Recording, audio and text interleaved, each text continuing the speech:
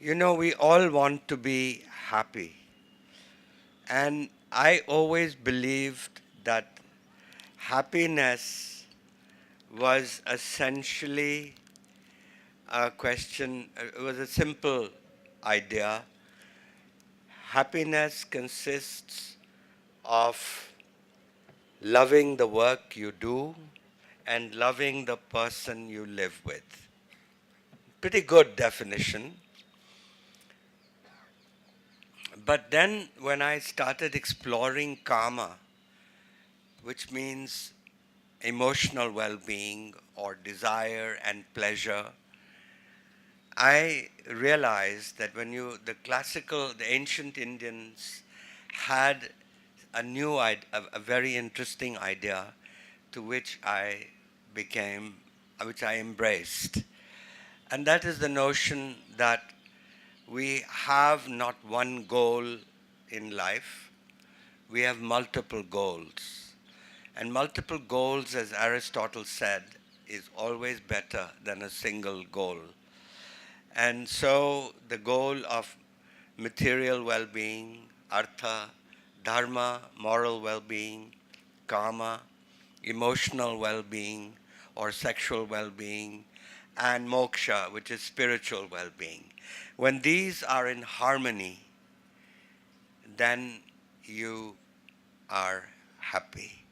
And if you don't believe me, go if you visit Delhi, go to the National Museum, and in the National Museum you'll find a sculpture, a head of a woman, and she's smiling. And that smile of hers, when I get depressed, I go and look at her smile. And that smile to me illustrates the balance, this harmony between the goals of life. So, this is the third volume in the trilogy, as Chandana said, and really it is a biography of an emotion. And one of the points I will be making is that the emotional life of a human being is something that we sweep under the carpet. We are very happy to discuss the economic problems, our political problems, all kinds of problems, money problems. You just heard about money problems. But when it comes to our deepest emotions about love, about sex, these are things that we sweep under the carpet. And a healthy society should not do that, because then you become repressed and you perpetuate patriarchic stereotypes. So this the thing when I began to write this book, I realized rather early that you can't write about an emotion without a story. To write a philosophical, historical tract is quite a boring thing, and you have to engage the reader. You have to tell a story. So I have created a fictional memoir, and the narrator is an older man, and he's looking back at his life. So let me just illustrate how this goes. So he says that his first memory of desire was when he was 4 years old. He woke up one morning. It was early, it was dawn, it was cold, and he felt lonely. And he rushed to his mother's bed and nestled beside her and fell blissfully asleep. And then he stops the story. And he keeps stopping the story because he's always interested to learn some lesson about karma. This is a book about the education of the narrator, about desire, something that troubles him a lot. And so he says, well, desire strikes early in life, but it can also strike early in a civilization. And what do I mean? He asks. Well, he says in the Western Judeo-Christian tradition,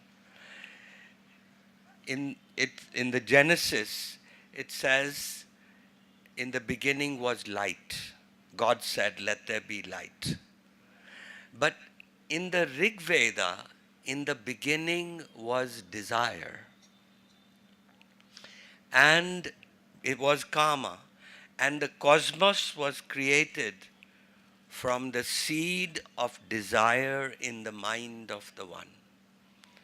And so he asks, now what does it say about a civilization where in the beginning was desire? So he has set up the theme of the book in those few lines. And then he tells you how the ancients, our ancestors, they realized that desire was the source of all action. You wouldn't wake up in the morning if you did not feel desire. It's the source of creation, and it's the source of procreation. And they elevated it. They realized and they elevated to a goal of life. And Indian civilization is the only civilization in the world that actually elevated it to a goal of life.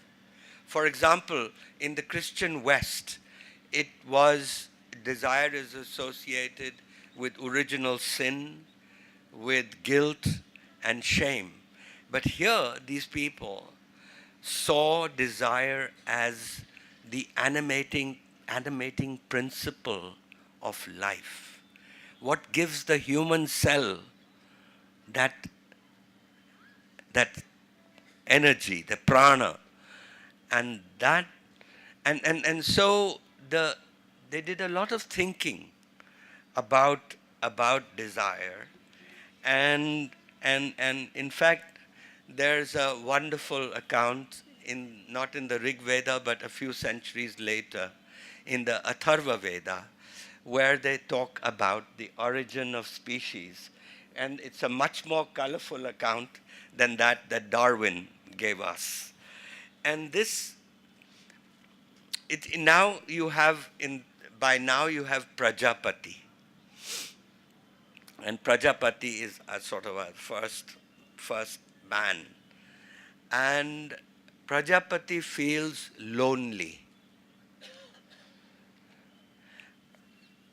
And so he's big, and so he cuts himself into two, and a woman is born. And he desires the woman. But the woman runs away because she says, you just gave birth to me. You're my father. How can you desire me? And she turns into a doe. And he becomes a deer. They copulate. And that's how the deer population is created. Then she runs and she becomes a cow. And he becomes a bull, and that's how the cow population is created. And then human beings all the way down to ants. And so I say that if you have the sexual birth and the sexual origin of species, you have to have incest. There's no other way. And so we were all born from incest. But the other point here is that both the narrator, when he's at 4-year-old, and Prajapati felt lonely. And I'm convinced that the enormous pleasure we get from sex is partly a recompense. It is a compensation for the enormous pleasure of sex is a compensation for the lonely human condition. So let me give you another example of how I go about it. And the one of the running themes, as Chandana read out to you, if the book is a constant conflict between dharma and kama.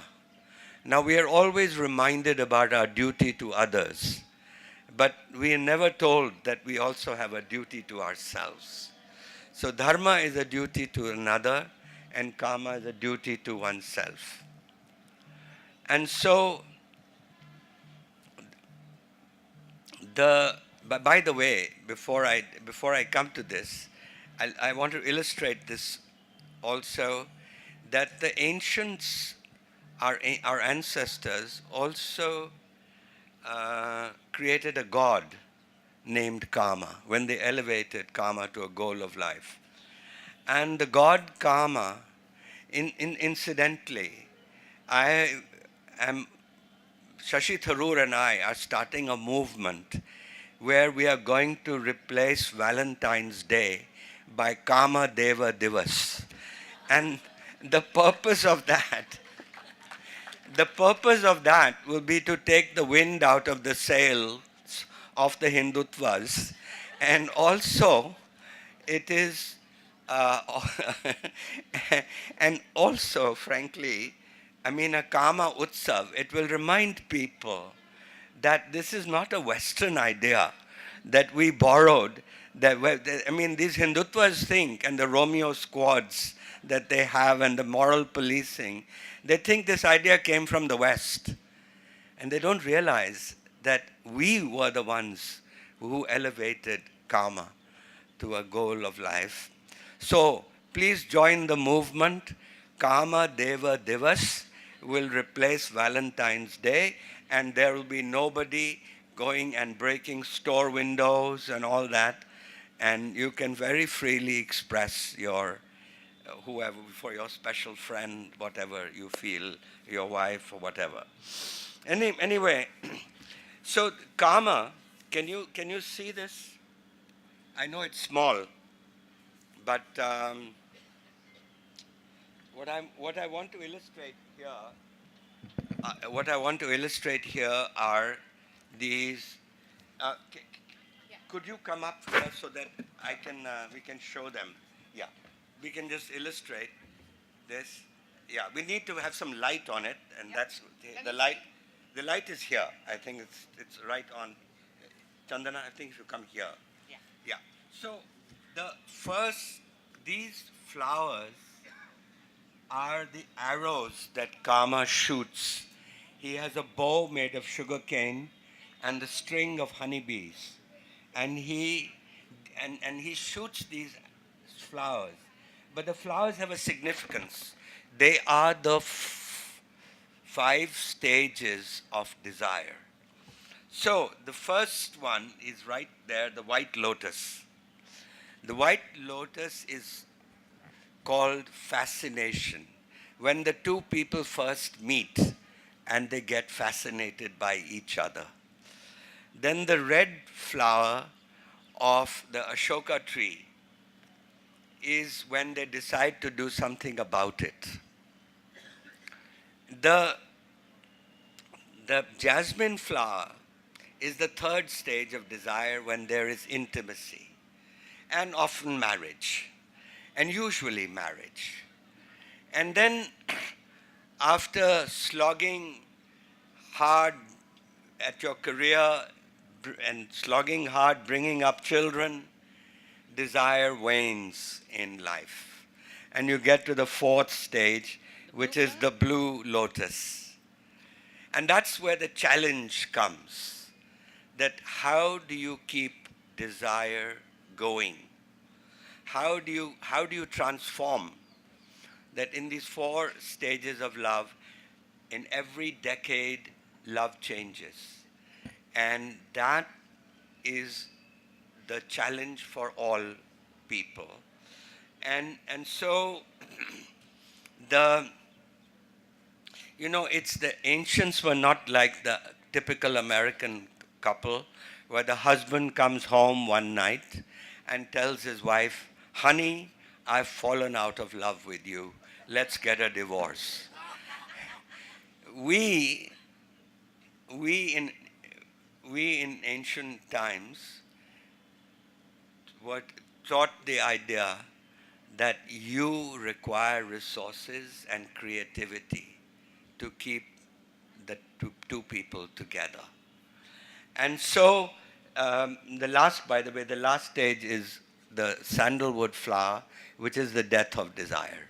Now, that's not what you want. That's what happens in America with the American couple, very quickly. In fact, sometimes after a few weeks. So anyway, so now the next stage of what I'm describing here. What I'm describing here is the narrator now is in his 40s, a very difficult time. He has slogged hard, climbed ladders in his career, slogged hard bringing up children, and desire has waned in his life. And he walks into his office one day and he says, "Is this what life was all about?" So he's discontented with life, not only with desire, but even at his work. So this is one of those existential questions, and you may call it a midlife crisis. But he then, a few weeks later, he has to go to Pune. And those of you who know Bombay know that you can catch the train for Pune from VT, and it's called the Deccan Queen. And that train, he gets into the train, and in walks, after a few minutes, a beautiful woman. And she sits down beside him. And so, like good passengers, they are civil to each other. They talk about the weather, they talk about impersonal things.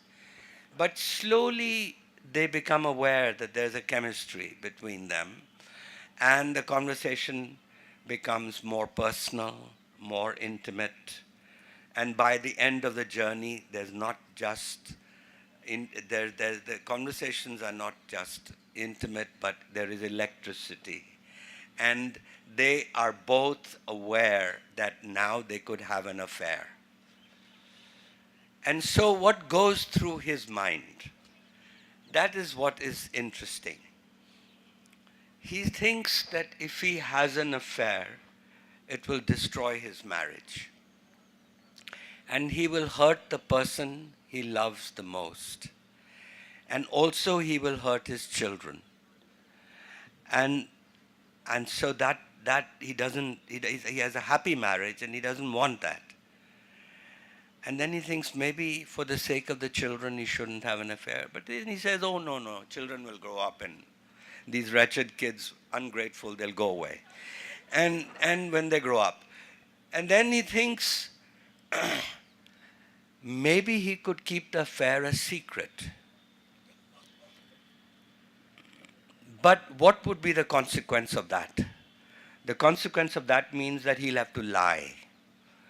And then lies will be piled upon more lies.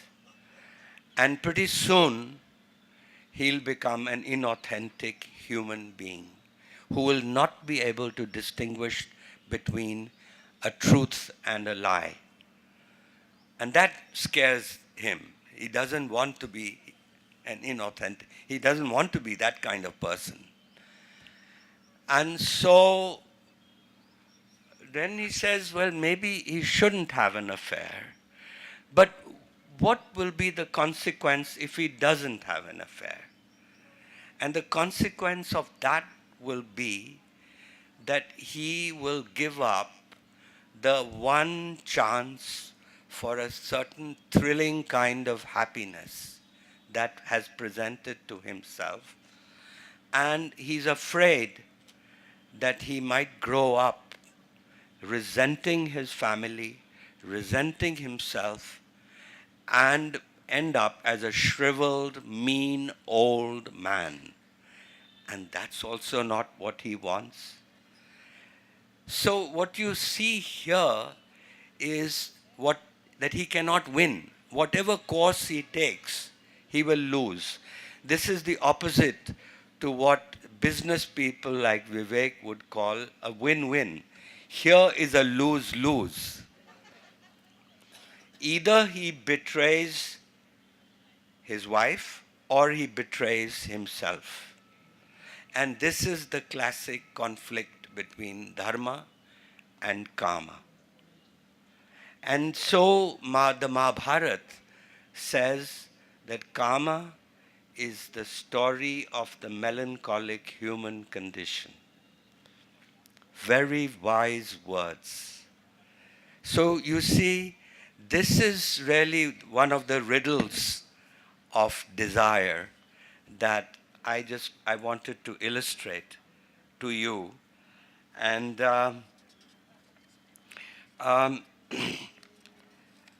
the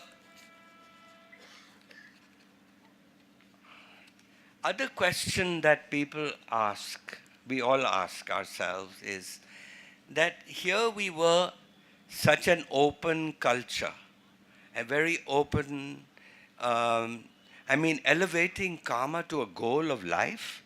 Imagine. And why did we become so prudish today? And so the answer, we think that it is the British. We blame the British for everything. But this one, we do have a right to blame the British. The Victorian middle class, what Bernard Shaw called the Victorian middle class morality.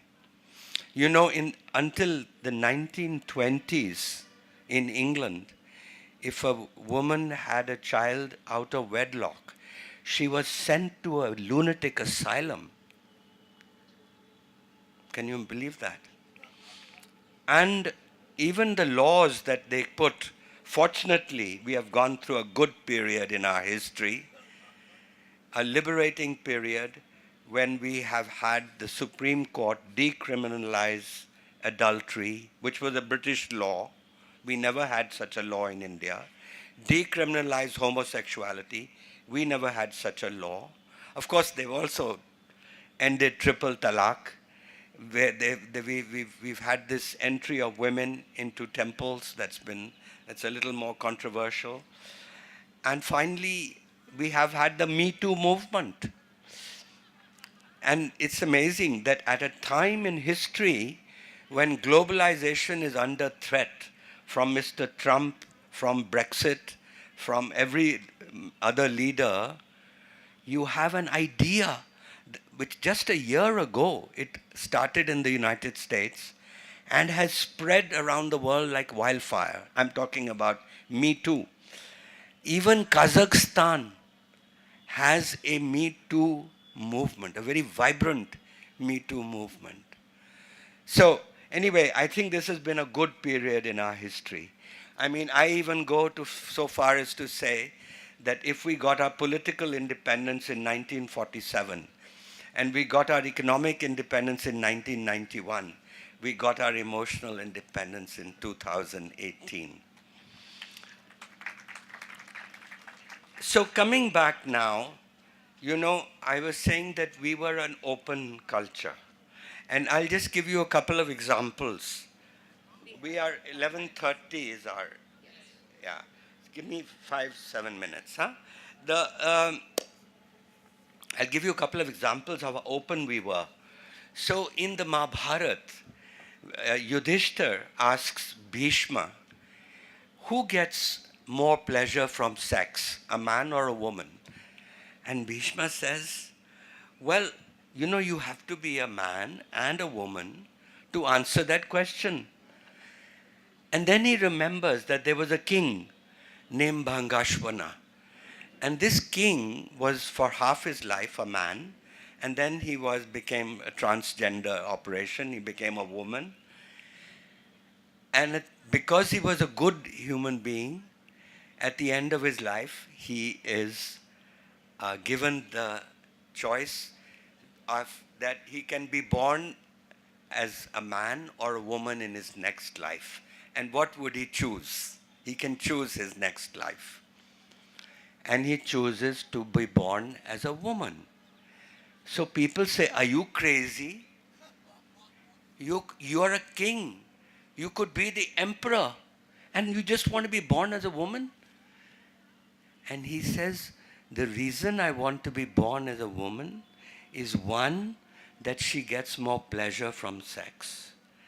Two, that the emotional life is far richer than the public life of a king or whatever. I have experienced it. And and this is why E.M. Forster wrote a book called Two Cheers for Democracy. Some of you may know about it. And people asked him, why did you give 2 cheers? Why not 3 cheers for democracy? And he said, because I reserve 3 cheers for the private life, for the emotional life, not for the public life. So it's the same idea that King Bhangashvana expresses. And what I was just illustrating to you is how open they were to talk about this sort of subject. And the other example is the example of a young man named Shvetaketu. Some of you may remember Shvetaketu from the Upanishads, the hero there. But this young man sees his father and his mother, and at night his mother goes out with a different man. And he doesn't like it. Second night, the same thing happens. Third night, the same thing happens. The fourth night, he tells his father, doesn't it bother you that my mother goes out with a different man every night and comes in the morning? And the father says, no, this is how we human beings are. We are polygamous.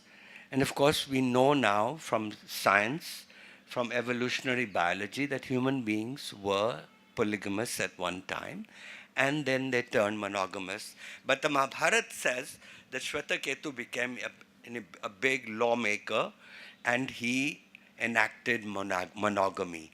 And that's how monogamy and marriage and all that came into being. And so the answer to the question, so this is illustrating the openness of the past.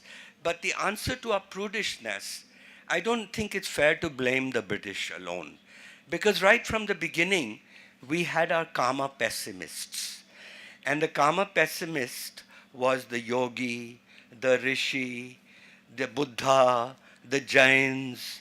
All these people were against karma because it interfered with their meditation, and they believed in celibacy. And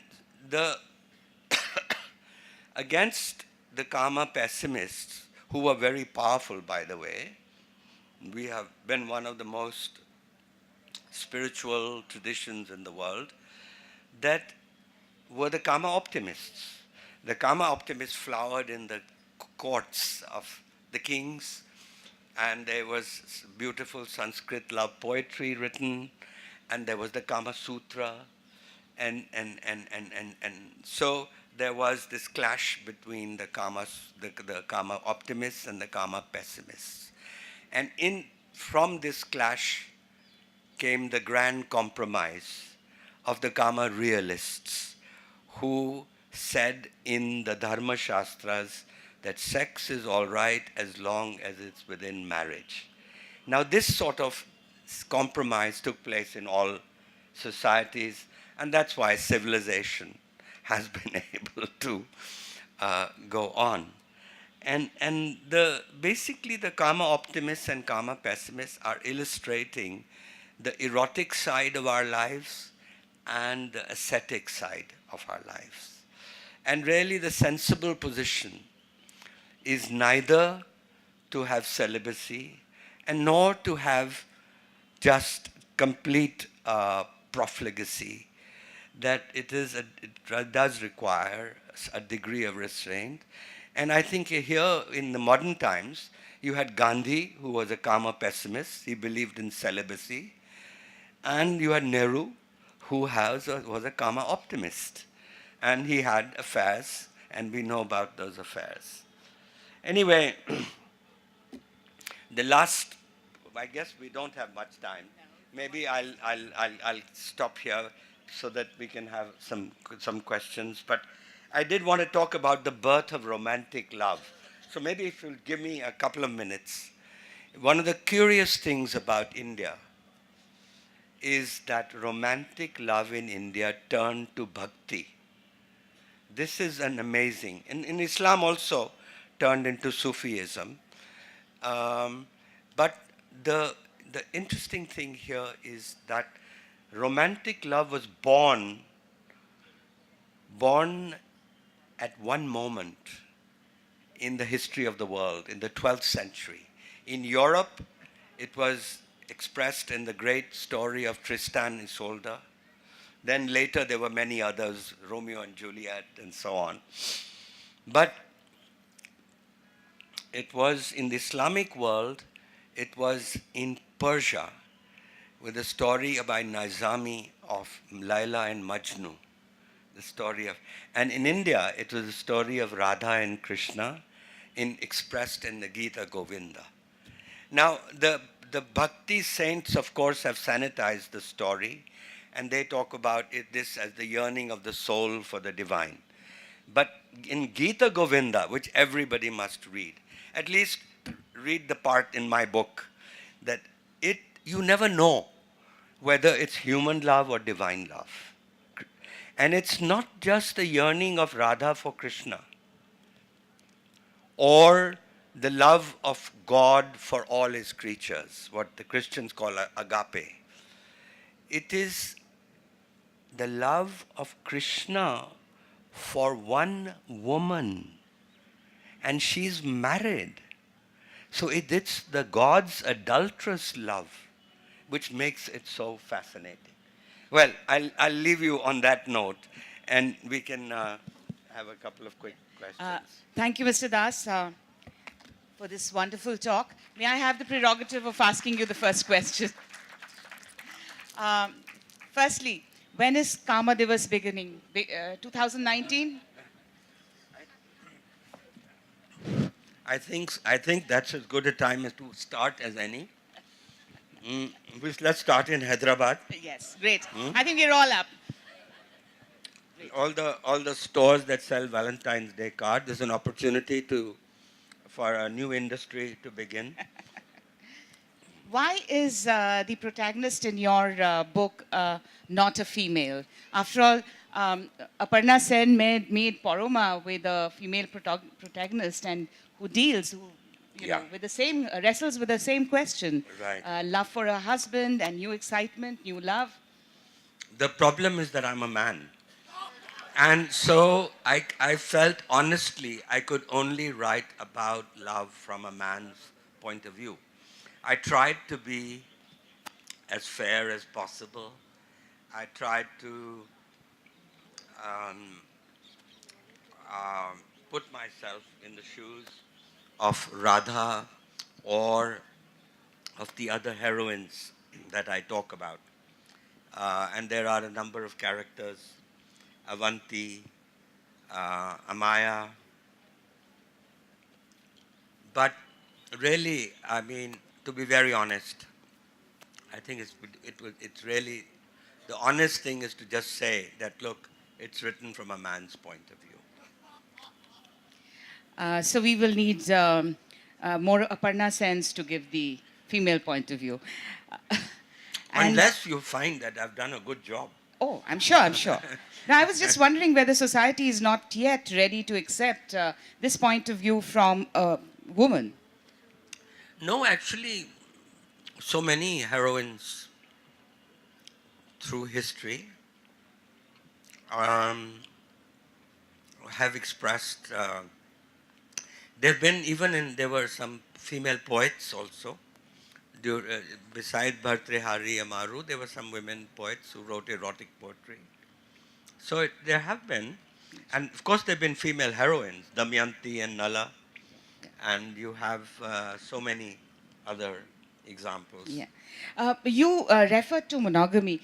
Isn't it more an economical, strategy to keep wealth within the family? And isn't it more about power equation that we choose monogamy over Yeah, polygamy?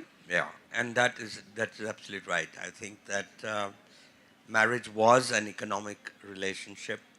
Essentially, it flowered in the agricultural revolution, agricultural age, about 10,000 years ago.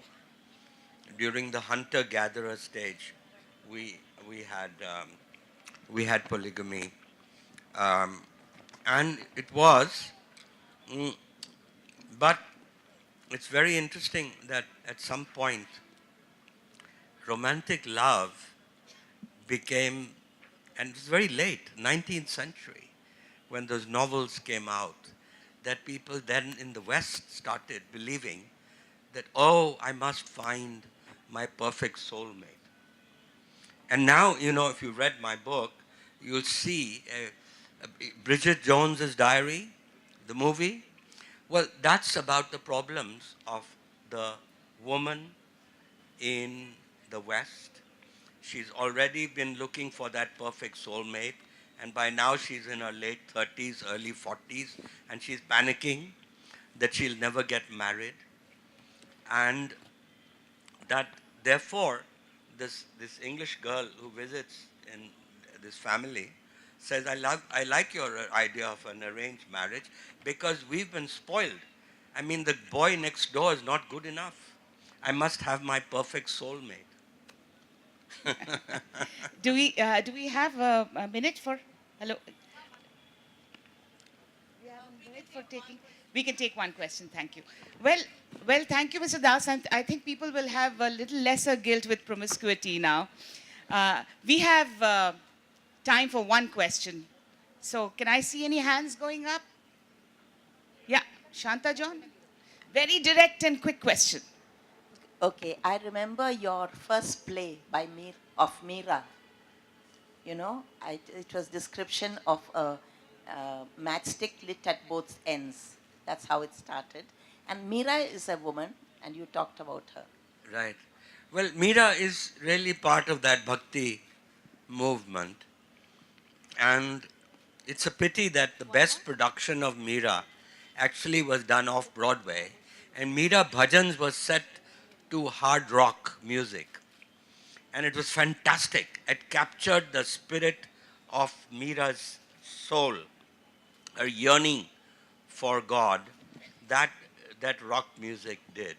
So she's in the same tradition as Radha, except, and of course her husband has the same problem, that he actually feels jealous of Krishna. And he's the Rana of Mewar. Just one more question. And I can't see because of this light. Any hands going up for another question? Yeah, I can see one at the back. Can the mic go to him?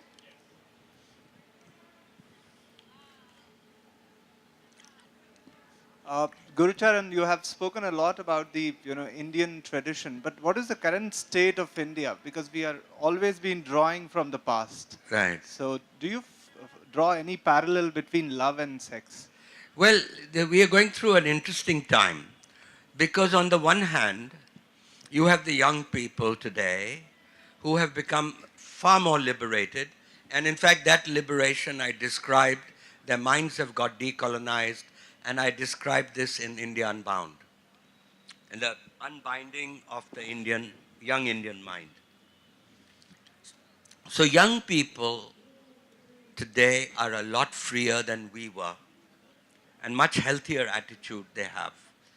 But then we have these Hindutvas, the Romeo squads, the moral policing, which is trying to put um, curbing all this. And my own view is that Hindutva has no future. That is to say that the average Hindu